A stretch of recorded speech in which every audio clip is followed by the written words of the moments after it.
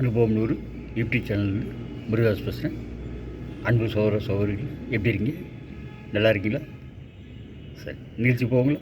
சரி. பிள்ளைகளின் அருகாமைக்காக இயங்கிய தகப்பன், தகப்பனின் அருகாமைக்காக இயங்கிய பிள்ளைகள். இந்த இன்றைக்கி இன்றைய எபிசோடில் தலைப்புங்க. ஓகே, உங்களால் ஒரு கேள்வி கேட்குறேன். உங்கள் மனைவி டெலிவரி அப்போ நீங்கள் சொந்த ஊரில் பக்கத்தில் இருந்தீங்களா அப்படிங்கிற ஒரு கேள்வி. இன்வெரியபிளி என்ன ஆன்சரும்? என்ன இது பைத்தியக்காரத்தனமான கேள்வி? எல்லா கணவன்மார்களும் மனைவி டெலிவரி அப்போ பக்கத்தில் இருக்கிறதாங்க அப்படின்ற ஒரு பதில் வரும். ஆனால் அந்த பாக்கியம் எனக்கு கிடைக்கலைங்க. எனக்கு மூத்ததாக ஒரு மகள் பிறந்தார். மகளும் பிறந்தது. மகள் பிறக்கும்போது நான் ஒரு 1500 கிலோமீட்டர் தள்ளியிருந்தேன். இங்கே ஊரில் டெலிவரி. இந்த ஊரில் டெலிவரி அப்போ என்னுடைய மனைவி பட்ட பிரசவ வேதனை, ஹாஸ்பிட்டல் அட்மிட் பண்ணது, குழந்தை டெலிவரி ஆனது எதுவுமே எனக்கு தெரியாது. ஏன்னா பார்த்து அனுபவிக்கலை. ஃபோன் பண்ணி சொன்னாங்க மகள் பிறந்திருக்கேன்ட்டு. சரி அப்படின்ட்டு அங்கே நிர்வாகத்தை சொல்லி லீவ் எடுத்து ட்ராவல் பண்ணி வர்றதுக்கு ஒரு வாரம் ஆயிடுச்சு. ஸோ விட்டவரெல்லாம் பார்த்த பிறகு கடைசியாக தான் நான் பார்த்தேன். சரி, மூத்த குழந்தை பிறக்கும்போது தான் இந்த நிலைமைன்னா, 2வது குழந்தை பிறந்தப்போ ஊருக்கு ரொம்ப அருகாமை வந்துட்டாங்க. உங்களுக்கு 150 கிலோமீட்டர். அப்போவும் சரி, நான் வந்து டியூட்டியில் இருந்தேன்.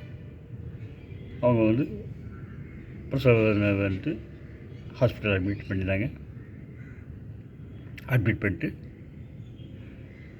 குழந்தை டெலிவரி ஆச்சு. எனக்கு ஃபோன் பண்ணி சொன்னாங்க மகன் பிறந்திருக்கேன்ட்டு. சரி, அந்த சந்தோஷத்தில் எல்லாத்துக்கும் கேட்கலாம், பில்லில் ஃபுல்லாக எல்லாத்துக்கும் 670 வரைக்கும் கேட்கலாம் வாங்கி கொடுத்து இது பண்ணிட்டு நான் ட்ராவல் பண்ணிட்டு வர்றதுக்கு சாயந்தரம் 6 மணி ஆயிடுச்சுங்க. ஸோ 2வது பாக்கியமாக எனக்கு கிடைக்கல. சரி, இந்த பாக்கியம் தான் கிடைக்கல அப்படின்னா அந்த குழந்தைகள் வளரும் இல்லைங்களா? அது ஒவ்வொரு ஸ்டேஜில் இருக்குங்களா?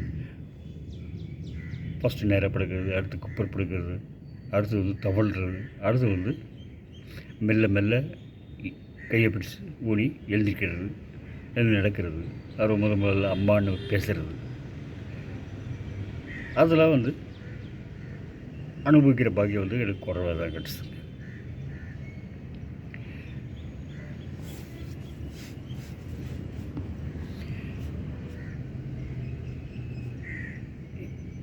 கொஞ்ச நாள் கழிச்சு அலுவல் காரணமாக குடும்பத்தை விட்டு பிரிஞ்சிருந்தது. முதல்ல வந்து 2 நாளைக்கு வர்றது, அடுத்து வாரம் ஒரு வர்றது, அடுத்து வந்து 15 நாள் ஒரு மாதிரி வர்றது. ஸோ குழந்தைகளும் அப்படியே கொஞ்சமாக வளர்ந்து வராங்க. அது என்ன ஆச்சு அப்படின்னா, அந்த ஒரு வாரம் ஒரு முறை வரும்போது கூட கொஞ்சம் பரவாயில்லாமல் இருந்தாங்க. அப்போது 15 நாள் ஒரு வரும்போது குழந்தைங்களாம் வளர்ந்தாங்க.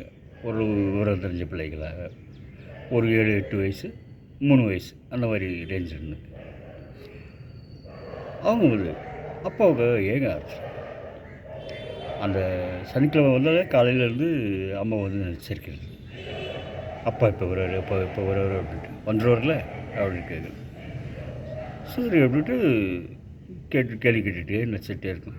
நான் வந்து 6 மணிக்கு அலுவல் முடிஞ்சது.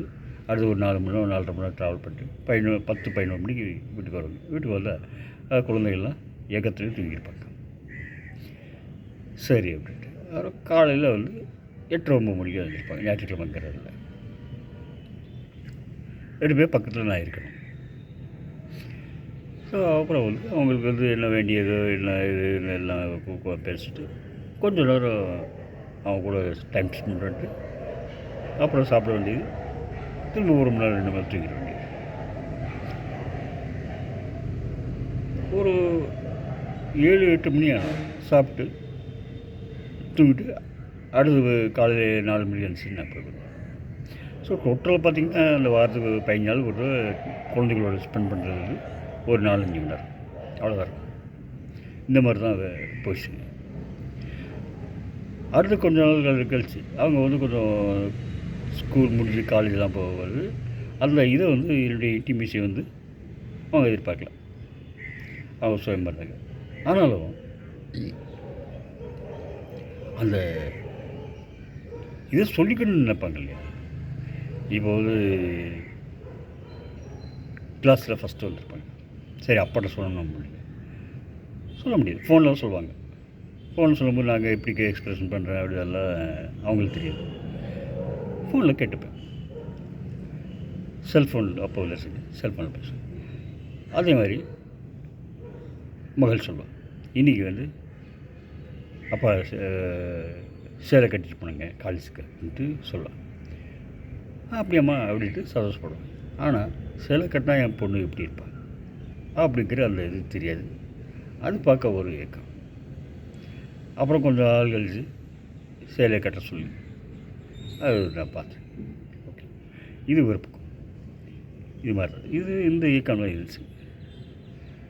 அது ஒரு பக்கம் நல்ல வேலை பார்த்து கிடைச்ச ப்ரமோஷனு பணம் அதெல்லாம் வேறு. இன்னொரு பக்கம் நான் குடும்ப வாழ்க்கையை தொலைத்தது ஒரு பக்கம்.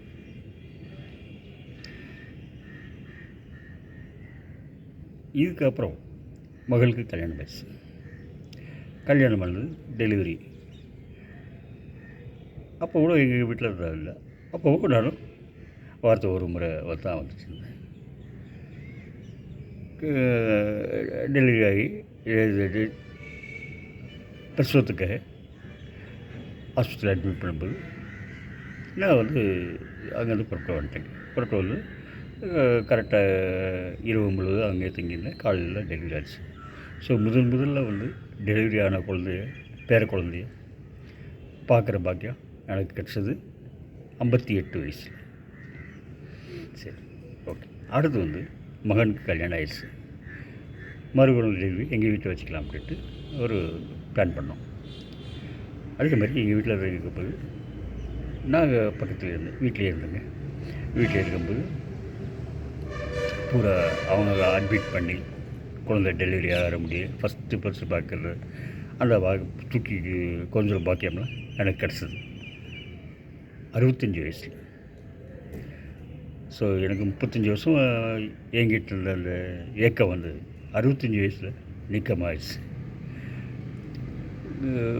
அப்போ பார்த்துட்டு இருந்த சின்ன வேலையும் விட்டுட்டு பேத்திக்கூடியே முழுமையாக இருக்கணும், முழுமையாக அனுபவிக்கணுன்ட்டு அனுபவிச்சுட்டேன். பேத்திக்கு இப்போ 1 வயசாக போகுது. ஃபுல்லாக நான் சொன்ன மாதிரி அதை குப்புறப்படுக்கிறது, தவழ்கிறது, உட்கார்றது, எந்திரிக்கிறது, நடக்கிறதெல்லாம் நேரில் பார்த்து அனுப்பிக்கிற பாக்கியம் எனக்கு என் பேத்தி மூலமாக கிடச்சி. கடவுள் ஒரு கதவை அடைச்சா இன்னொரு கதவை திறப்படுறது. நன்றி.